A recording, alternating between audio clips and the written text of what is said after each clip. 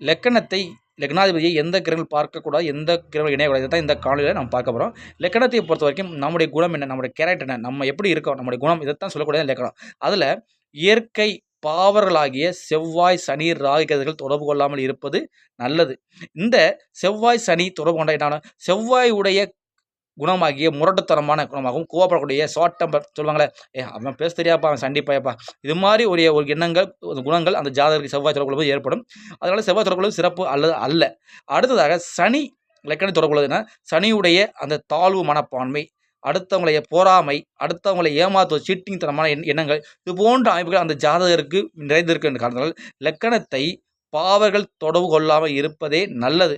செவ்வாய், சனி, ராகு தொடர்பு கொள்ளாமல் இருப்பது மிக நல்ல பலன்கள். லக்கணத்தை சுபர்கள் தொடர்பு கொள்வது மிக சிறப்பு. நன்றி, வணக்கம், வாழ்க வளமுடன். திருக்குறிப்பு தொண்டன் ஜோதி நிலையம், காரைக்குடி, கோட்டை ஜோதிடர் அழகு செல்வம். நன்றி, வணக்கம், வாழ்க வளமுடன்.